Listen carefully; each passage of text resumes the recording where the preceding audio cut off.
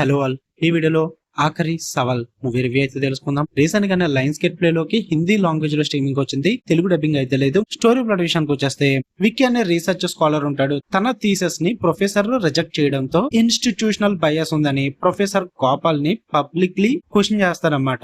So వీళ్ళిద్దరి మధ్య ఒక రైవల్రీ క్రియేట్ అయ్యి అది చిన్న గొడవగా మొదలయ్యి చాలా పెద్ద నేషనల్ ఇష్యూ కింద మారిపోద్ది.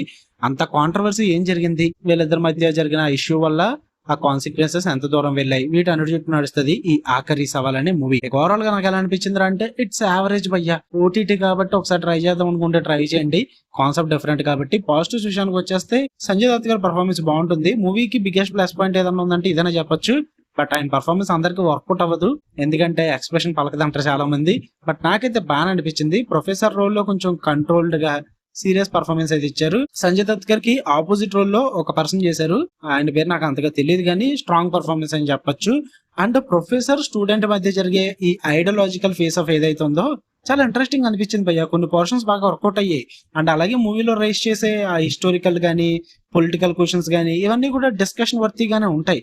అందువల్ల నాకు ఇంట్రెస్ట్ అయితే క్రియేట్ అయింది. కాన్సెప్ట్ కూడా డిఫరెంట్ గా అనిపించింది. ఏదో రెగ్యులర్ పొలిటికల్ డ్రామాలా కాకుండా డిబేట్ ఉంటుంది అనమాట, క్వశ్చనింగ్ మీద ఉంటుంది స్టోరీ మొత్తం కూడా. సో అదంతా బిల్డ్ చేసిన విధానం బాగా అనిపించింది. వీటి పరంగా అయితే పర్లేదు, డీసెంట్ గా ఒకసారి ట్రై చేయొచ్చు అనిపించింది. యావరేజ్ గా. నెగిటివ్ విషయానికి వచ్చేస్తే రన్ టైం చాలా ఎక్కువ, బోర్ కొట్టేస్తుంది మూవీ మీకు. ఇఫ్ ఇన్ కేస్ మీకు కనుక డ్రామాస్ చూసే అలవాటు లేదనుకుంటే ఖచ్చితంగా బోర్ కొట్టేస్తుంది. అండ్ సెకండ్ హాఫ్ లో వచ్చే ఆ డైలాగ్స్ గానీ ఆ డిబేట్లు గానీ ఇవన్నీ కూడా చాలా రిపిటేటివ్ గా అనిపిస్తుంటే చిరాకు తెప్పిస్తుంది కొంచెం అట్లా. అండ్ మూవీలో చాలా ప్లేసెస్ లో సటిల్ గా కాకుండా ఓవర్ డ్రామాటిక్ గా ప్రెజెంట్ చేస్తారు భయ్యా. ఓడి అమ్మ ఎంత ఓవర్ యాక్షన్ చేస్తున్నారంటే అన్న ఫీల్ అయితే వచ్చింది నాకు.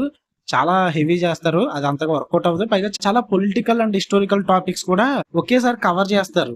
సో దానివల్ల ఎమోషనల్ కోర్ అయితే చాలా డైల్యూట్ అయిపోతుంది, మెయిన్ కాన్ఫ్లిక్ట్ అయితే డైల్యూట్ అయిపోతుంది. ఆ పొలిటికల్ యాంగిల్ ఓవర్ గా ఎక్కువ లౌడీగా కొంచెం నాయిసీగా ఎక్కువగా ప్రెజెంట్ చేస్తారు, అది కూడా అంతగా వర్కౌట్ అవ్వలేదు.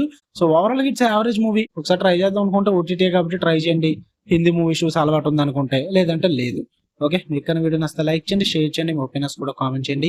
మళ్ళీ నెక్స్ట్ వీడియోలో కలుద్దాం. అంటిల్ దెన్ ఛానల్ అయితే సబ్స్క్రైబ్ చేసుకుని మీ ఫ్రెండ్స్ కూడా షేర్ చేయండి. ఈ ఇయర్ ఎండింగ్ లో అయితే 10K ఖచ్చితంగా కంప్లీట్ కొట్టాలి. Love you all, bye.